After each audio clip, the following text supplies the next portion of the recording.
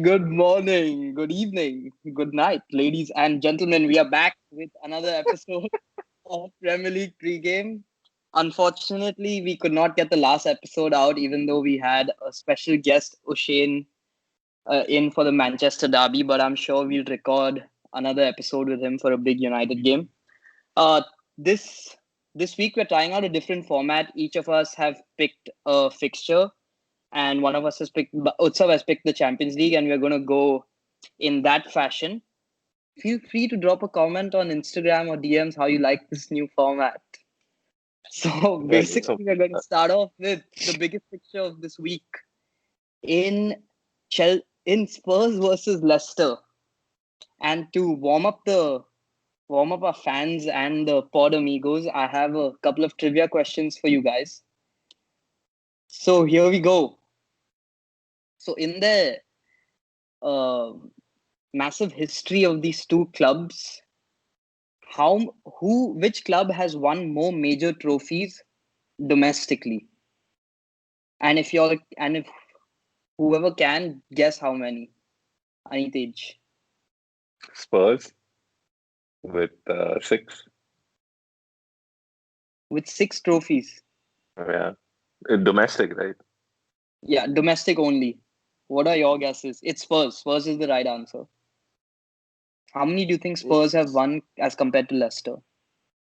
I think Leicester have the Premier League and I think maybe one cup, so maybe two, and Spurs probably have like 5. I'm talking all like FA Cups, League Cups, Community Yeah, Shield. Okay. I would say like 9.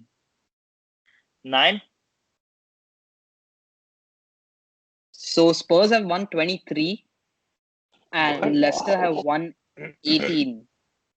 But Oh, slightly skewed because this includes championship titles also. Oh, But that's Spurs nice. themselves have won 8 FA Cups. Oh, wow. And how many times have Spurs won the Premier League? I mean, like the championship? once. Oh, championship Oh, they won. championship. Championship they No, won, I not the think, 4 times, the and first Premier League division. as like a first division 5 times. first division. Oh, they won the first division 5 times. Okay, interesting. So another one. In the Premier League era, what is the highest number of points accumulated by each of the teams, and which season did they accomplish that? What is the highest finish? Like in terms No, of number points? of points. They've accumulated. Like I think Leicester's was last season. I think they had more points last season than they had in the title-winning season, right? No. What is that? 60, 70? They won the title with Like 72 or something. They Or won maybe the a little bit more. 76. And what do you think Spurs have the highest? Yeah, when like 82? era? How many? 82 points? Spurs was the Pochettino season where they finished second. Yeah, the 16-17 season. Oh, no, I that don't know was how many. less than that stuff. So Spurs actually Well, got 86 points that season, and Leicester won the title only with 81 points, and that happens to be their best finish also. Oh, Okay. Last season they were on track to finish better, but then they just like completely derailed. And they would have still Exactly. finished 4th. I mean, nowadays you need 95, right, to win because of the German. This year probably like scandal. 75. Yeah, this is gonna completely change that up. And like moving slowly into the fixture, like this fixtures depend on two of the best strikers in the Premier League. It's a Kane versus Vardy battle as much as it is Spurs versus Leicester. So just a quick trivia of them. In the last 2 seasons, who has scored more goals between the two? Jamie Vardy. Vardy. Vardy was Golden Boot last year, and he's like just as many goals, if not more, this season, right? Yeah, Kane. so there was an article I was reading that Kane has been dropping off the last 2 seasons. Obviously, he's picked up his pace this season again because before that he had 30 goals in back-to-back seasons, like 29 and 30. And last 2 seasons, it's been below 20 goals. And Vardy had 23 and 18. So y'all are But right. Jamshedpur Wadi. I don't want to start, but you guys think this is the best he's ever played, though, Kane? Coming Yes. into this game, the Yeah, form he's been on. as an Just in overall terms of footballer, how much yeah. he impacts the game now than he ever has before. Yeah, fair. Wait, go on, Apu. And as no, that's such a good point because I was going into how Kane and Vardy, how important they are to their teams, and how much they depend on both of them. So surprisingly, like Mourinho's teams are averaging only like 4 chances a game, and even less than that. And how Michael Owen in one of his post match was saying if he was in that side, he would be so upset that there is no delivery to them. They have to they get 2 chances per game, and that's their only chances to score goals. But both of them, like Kane has just he's taken into he's believed into Mourinho's philosophy and he's liking it. He's assisting, he's scoring, and he just seems to be so important. So what do you think as as a striker dropping down so much and not having the ball in these big games against Liverpool, against Arsenal, where Kane used to actually thrive and he has a good record against these big teams? How do you think he's transitioned into this Mourinho team and how that's impacted his game? I I mean, mean, I feel I. like, oh, go on. Sorry, go ahead. Lenny. No, no, I just Finish your feel point like and then I'll come. the dropping off aspect has probably impacted the number of goals he's scoring, obviously, but his assists have obviously increased, and I think he's on par to like even break Henry's record right now. But it's also like Son, his strike partners helped him out like so much. They have like this crazy connection, and I don't think he can do this for like England or whatever. Like with Sterling and everything, he doesn't have this sort of like connection with them. So I feel like, yeah, it's been good, but I feel like he can't replicate it in any other team because of Son. But do you think the strike partnership has become what it is because of Mourinho? Because they played together for a while. It's never been so prolific in Yeah. front of goal and so No, many yeah. things. Yeah. No, I mean, like in that Amazon documentary, he talks about how he wants Kane to explode and, start like reaching the levels of Messi and Ronaldo because I think Kane's like slightly obsessed with that. So yeah, I think Mourinho definitely like thought about it and like did a tactical tweak that he thought would work best for Kane and Tottenham. And yeah, I think And it's down to Mourinho. we I say mean, that that Mourinho has changed his style of play. He's trying to adapt to the new style of football and everything. But this Kane and Son partnership is something that he's done before in his previous teams. When we saw him win the title with Chelsea the first time, it was Lampard, Drogba. Then it was Fabregas and Costa. Like he sets his teams up so compactly defensively, but it's one or two of those creative players and strikers, who Yeah. win him most of his games. And he's doing that again with Kane and Son, but in a slightly different manner. So, like, what do you guys make of that? Like, do you think this is enough for him to challenge and compete after what you all saw against Liverpool? also, I was just gonna say, like, you definitely hit, like, that's a good point that you made that it's Vardy versus Kane. But I feel like the way Leicester play is not over reliant on Vardy. Vardy being there is a huge bonus for them having their success because he's just that person who puts the final touch on the play that's been created by the rest of the team. Whereas Tottenham's entire offense, especially in the last like couple of big games, has just been give it to Kane and let him find Son, and that's entirely what it boils down to. And I one thing, whatever you say about Mourinho and about like how he like pulls the creativity out of players, strikers have typically done well under him. You look at like his relationship with Ibra, you look at his relationship with even like Diego Milito with the treble winning Inter team. Like he had a phenomenal output from these guys. He just because he's the type of guy who like will really believe in you if you give him reason to, right? And I feel like that brings the best out of these players like Son and Kane, who are also like very, very, I wouldn't say like inconsistent players in the past, but they'd never have shown this level of consistency. Especially Son's finishing. Like, what was his finish even against like Liverpool? Like there was no shadow of a doubt in my mind when I saw him run through that he's going to put this in. Like he just looks like his shots are just finding the corners, and I do give a lot of that to Mourinho. But it will be a fascinating game, and it's Yeah, going to be interesting. And I think coming back to your question, whether or not Spurs maintain this title challenge entirely comes down to this one guy in his form, Kane. I think far more important than even Son. And yeah, Utsav, you were gonna add on to that. No, I was just gonna say, like, while obviously I completely agree, the minute one of them goes down, we saw Bergwijn with that chance yesterday. Which, I mean, you have to score, and he just scuffs it, not scuffs it, but he just misses the chance. And if that was Kane or Son, once again, no doubt in your mind that Spurs are up 2-1. But if one of them goes down, then that's when we're really gonna see what happens. Yeah, Just because to they just to did go finish down off, last season. I Kane mean, they goes down once a struggled. year. Kane goes No, down and once a Yeah. year. and both of Yeah. them went down at one. I mean, Son Yeah. got red carded or whatever, and they And did Kane struggle. Son gets red cards on the regular, Yeah. so it's gonna be an interesting thing to see. just to finish off, I wanted to just talk about the Liverpool Spurs game, because everyone is taking the they're shitting on Mourinho for saying the better team lost or whatever. I have a different take on it. Obviously, I don't think they were the better team, but Spurs looked so comfortable defending, and the way he set up his midfield and defense, where there was never a more than a 10-meter gap between the two lines, and it was so hard for the likes of Mane, Salah, and all to just go through. It's because Liverpool was so precise with their passing on that day. They were lucky to score those 2 goals. On any other day, Liverpool doesn't break that defense because it was so well drilled, and So I think because of that, Spurs are a great threat, and definitely I think Mourinho will help them finish first or second.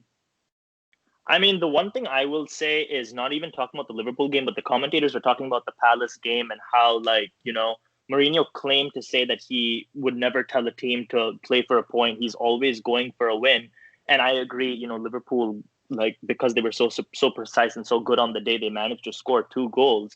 But there are going to be situations, this year that come up for Spurs. If they concede a 70th, 75th minute, 80th minute goal, do they have the quality to not be able to sit back and go on the front foot and actually score, goals to win games that you're going to need to? They did it at Brighton when Bale came off the bench to score a header, but against Palace, they couldn't find a way.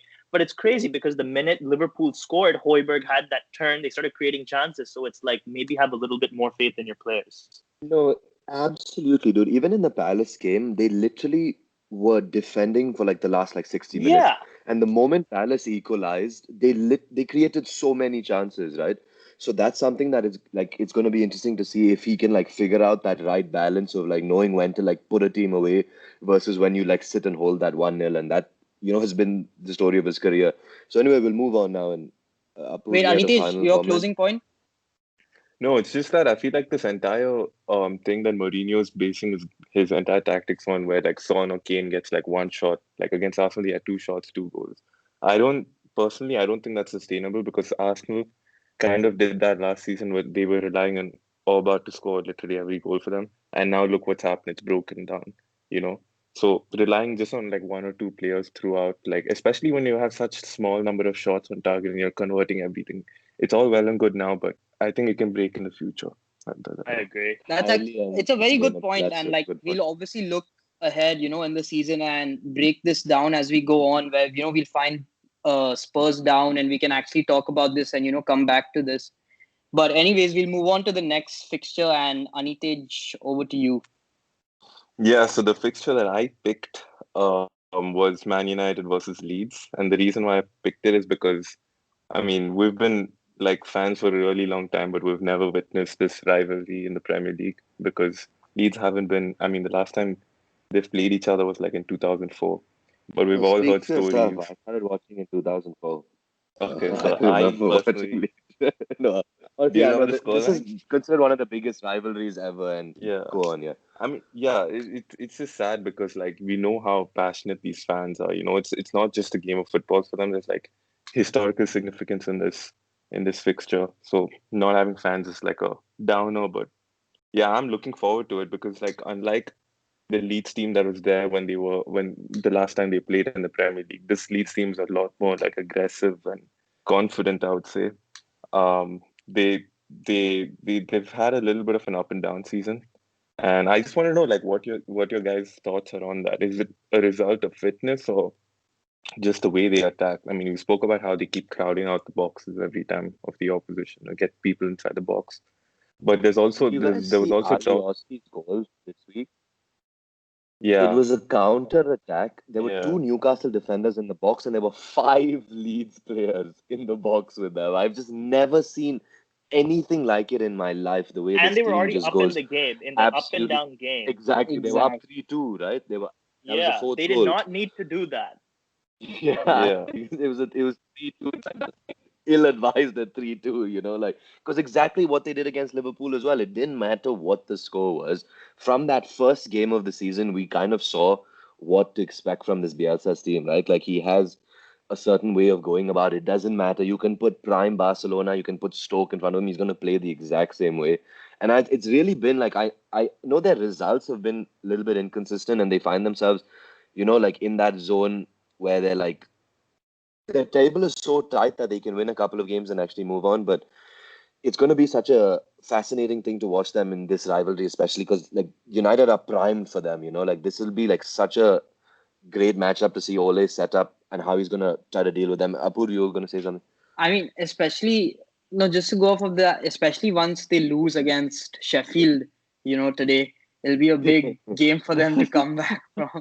Don't But more spoil it for the importantly, like people, dude. more importantly, like Leeds, the way they're playing and the way they attack and everything, I think they need to get safety by Feb or March, because after that the players are going to be dead and there's going to be a big drop, and I feel like there'll be injuries and whatnot to their players because of the amount of work, and I think the amount of mental stress there seems to be on the players when they're playing for a side like that, because 80th to 90th minute where you just cool off and you see a game off, you, as you all said, you can see them storming the box and like with no care in the world, like they are playing incredible football to watch. But I don't know if that's sustainable over a 38 game Premier League season with all the other cups and everything in mind. But that's the thing. That's why I wanted to ask you guys this, because it's like widely considered amongst these pundits and shit that like Bielsa's Leeds team is the fittest in the league right now. So that for me was begging the question, like their up and down season, is it because of just because they keep bombarding, or do you think it's also because of like fitness levels dropping down? I mean, some people argue against the fitness argument because they talk about like championship, like the first season they couldn't quite make it, but it still came back the second season and won. And the championship is so much more taxing than the Premier League, and they kept that level throughout, you know. So this entire argument against like them dropping off, I don't think that's true, because if you noticed also BL's like the past few games, I forgot who they played, but like against Arsenal they were very tight. They didn't like attack like they normally would. So I thought maybe he was gonna become a little more conservative. But then again, like this Newcastle fixture, and then I think even against Spurs, they were just like trying to attack. So it was like interesting to see like how Yeah, like for a few fixtures he was a little conservative, but then again he actually interesting reverted back because to that. yeah, I didn't watch uh the Arsenal game, but I watched the Chelsea game, and it's not like he's like doing that against small. I mean, he's like trying to resist against big team because he played like that against Liverpool and Chelsea. But it's Yeah, definitely going to be an interesting thing to see how they cope. And I think that's a great point that you made because the championship is 42 games, far more intense physically. So it's going to be like a really step down, honestly, in terms of like yeah. how much more taxed their body will be after this. So it'll be like, yeah, I mean, I think that's something to like to look out for. And also like his squad is finally getting into like the place that he wants it to be. I think he finally knows like his level, like this Alioski and Rodrigo finally like have found starting berths and are doing well. So that's going to be like a big thing for him moving forward because he doesn't rotate his team much, and it's going to be interesting to see how he handles because he's. But the only thing is that, and Anitej's question about why they've been so up and down is I feel like his philosophy and his tactics are absolutely outstanding in my opinion. I feel like he doesn't have the quality in his team yet, especially his defenders, to be able to produce consistent results and defensive displays at the back, which like really cost them. Like yesterday's goals, like the Newcastle goals were such shabby goals to concede. They just don't have a commanding centre back like Ben White, who was such a important presence for them last season, is now playing for Brighton, right? So that's something that I think is why they had such a because they had a great defense in the championship last season, and that's dropped significantly since they've come in now. And it has to do with the personnel, in my opinion. So when he figures out his personnel there, I really think this Leeds team could be like an exciting watch in the Premier League for like years to come. Only if Um, they had Reece Williams. Only if they had a a towering presence like the Welshman, right? He's Welsh. Reese Williams. But and coming back to United, and Anita, you made a good point about like how our strikers have had like incredibly poor finishing records so far in the Premier League. At least Martial hasn't even scored a goal. Kind of reminds me of Mane goal drought. Martial save, right? And but literally Cavani has scored three and makes him the top scoring striker. So if that's something that they can fix, I think tonight is going to be a huge game. You know, like I thought City West Brom would be the type of demolition I hope tonight will be, and that just turned out to be such a ridiculous game. And like the Premier League has no gimmies anymore, so this is going to be like a Yeah. fun game. This Leeds United game. Yeah, I mean, Spurs are especially usually a gimme. Spurs are usually a gimme for us at least. no, especially And Leeds and Man United, they both can like stage a comeback, you know. So I feel like even if any team goes down early, it's still like all to play for. Mhm. I But mean, and Leeds literally, like, yeah, they literally don't change their like philosophy depending on score, time of the game, anything. Like, it's just fun to watch, you know. Like, I was literally thinking about it, like, they're one of those teams now that I've added to the list of like City and Liverpool and like good actual, like, when they're playing, like, it's something that I will turn on to see. And yeah, I honestly, as a neutral, I don't know if I would put United in that category. You know, like I wouldn't like. Obviously, I'm I'm gonna watch it because I'm a true fan and I watch every game. But I wouldn't put United in the same category as Leeds right now. Leeds are definitely far more exciting to watch. But United have been good away from home, so this home game is gonna be tough. But anyway, Anita, do you have any closing statements to make about this so we can move on to the Chelsea game? no, let's move on to So the the Chelsea. So the Derbyshire. So another thing that you were talking about the rivalry. So apparently, most fans in England count Leeds and United as their club's biggest rivals. So that'll be an interesting thing Oh because wow. that's why this rivalry is so big.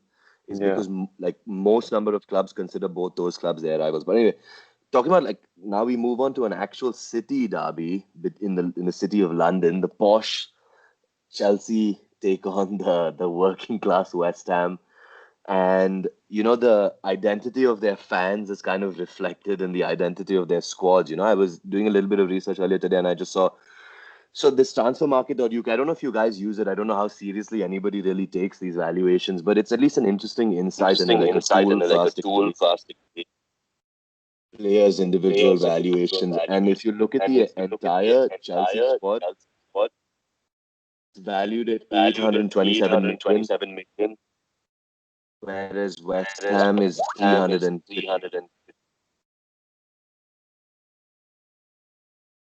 Is that happening for all of them or is it happening for everyone?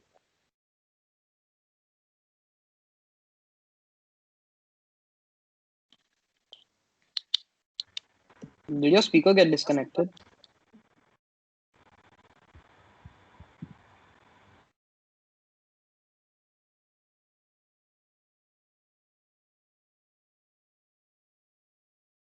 So Chelsea's trans so Chelsea's budget, Chelsea's transfer value. So that's what I was saying. I don't know how seriously we take that site and their valuations, but they have Chelsea's squad valued at 827 million and West Ham's at 316 million, which is actually I was surprised to see West Ham's being this high, That's what but I was gonna say. yeah, they've made some really good signings. And if you look at that list, right, that transfer market has in terms of like where club stands, it's kind of reflective of the Premier League table right now. You know, the only severely underperforming team is Arsenal for where their club value is to where they are on the table. And another interesting thing is I find like this is such an interesting match because they come in sixth versus seventh. And who would have thought, right, that when they played each other after 13 games in the season, the way all of us were like raving about Chelsea signings, who would have thought that the best signing going into this game would have been Thomas Suchek? And there's no doubt that it has been in terms of the impact that he's been having on their games. Kufal as well. The two Czech boys have been a real revelation for them. I pointed out another one, Bowen. And this was something that I wanted to discuss with you guys a little bit, talking about how West Ham have signed like ready-made players that have come already prepared and well equipped to play in the Premier League, whereas Chelsea have signed the projects in Werner and Havertz, who've not really hit the ground running at all. At least Werner's got a few goals. Havertz has done absolutely nothing of like real repute that I can remember. So it's going to be a fascinating game. It's big fat Frank going back to his old club, which is always like a fun thing to see. Like a player, who's played at a club coming back to manage against them is always like a fun narrative and a storyline. But talking about West Ham signings, like I think all of us have been like fairly impressed with them. And what do you make of those clubs? And this was something I specifically wanted to ask all of you about, that specific debate about signing ready-made talent. Do you think the Premier League is at a stage right now where this process of like blooding in youngsters might be a little bit too like it might not be compatible with the Premier League in its current form, and how every game is win or die for every player. So to have these guys coming in at like 27, 28, like West Ham have, versus like the 19, 20-year-old signings that Chelsea have made, what is your guys' take on that? I mean, I think it's while I definitely will agree, it's also a byproduct of the money, right? Like at the same time, it's not like if West Ham had the chance to sign Bowen or whether they had the chance to sign Havertz, they're going to choose to sign Havertz, I'm assuming, most of the time, but it's also the money that comes with signing these really, really talented youngsters. But at the same time, I mean, yeah, it's definitely, I think the biggest thing, at least that I've seen, I mean, obviously, the first thing that comes to mind for me is Liverpool, but using them as an example in terms of the people that have, in the last couple of years, obviously, everyone's been playing fairly well, but the youngsters that have succeeded seem to be at least from England, from the academy, in that sort of environment versus like the Havertz will say, who, while there is a different 19 or 20-year-old that comes in, like even Ben Rama seems to be, like, we'll say, adapting well because at least he's played in the championship. So you have some sort of awareness of the true surroundings. In terms of the true youngster versus, I mean, I think it's also just kind of confirmation bias. In this particular scenario, we're seeing that Supal and Suchek have worked out wonderfully, but I'm sure we could also come up with, signing older guys and guys that have actually been established that might not have had the same exact success. But all Alex things said, Telles. yeah, but also, I mean, I don't that. I mean, when you're choosing to play Luke Shaw for him, that's also a bigger part of the issue.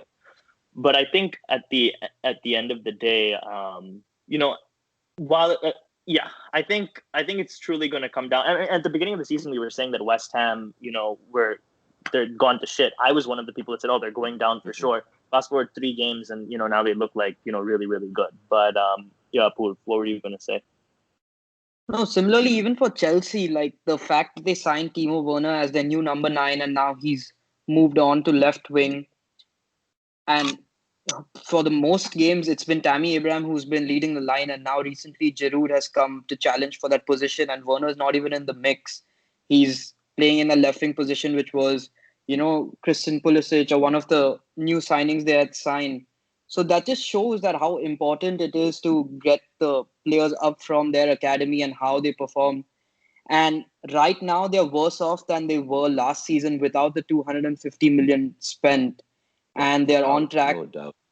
Yeah. So no, like I'm talking plain, simply from a statistical point, In terms of like points, absolutely. in terms of Yeah. points and like the games they think. So they've lost or drawn to every top 10 side, I think, this year, and they've only won against the struggling sides, which is scary because last year Lampard wasn't doing as bad against the bigger sides as well, or at least it didn't seem to be because now he's expected to win with all the signings he's made.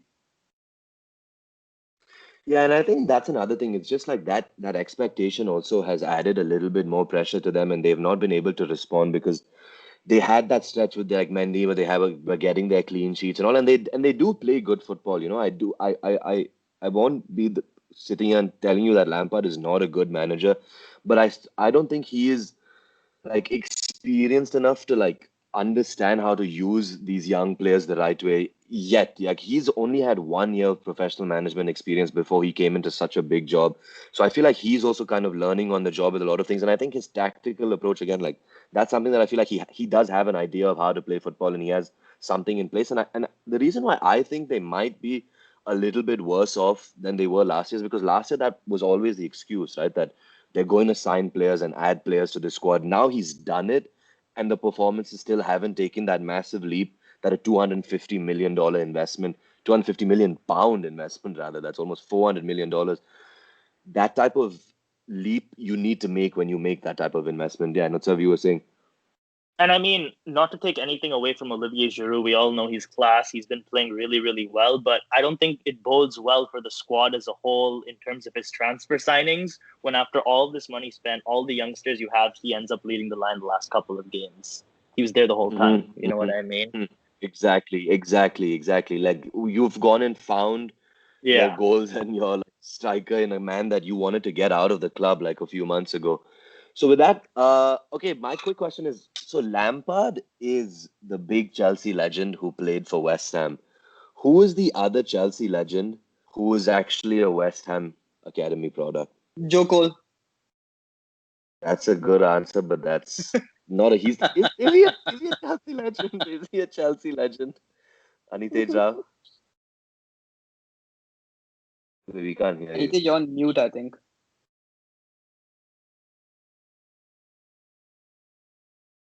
Just like Arsenal season, Anitej has gone on mute. On mute? AFTV. Bala, do you have a guess troops. for this question? So wait, is there any like thing in terms of they're currently playing in the squad? Is it just in general? I'd say he's currently involved in the Premier League. Yeah, he's currently involved in the Premier League. Okay. I don't know if I can't tell you if he's still I playing, can't- if he's managing, I if can't he's hear coach. Anitej. I can't.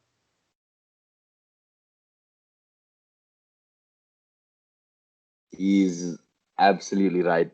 Who would have imagine like West Ham have basically given Chelsea their two best players ever, and John Terry and Frank Lampard. So that was a little bit of trivia for today. He played for 3 or 4 years in their youth academy, never made a senior appearance for them, but he moved to Chelsea from there. So that's a fun little bit of trivia there from Wayne Bridges' best friend John Terry. And now we have Utsav wrapping up talking about the Champions League and just the state of what the state of the tournament is right now.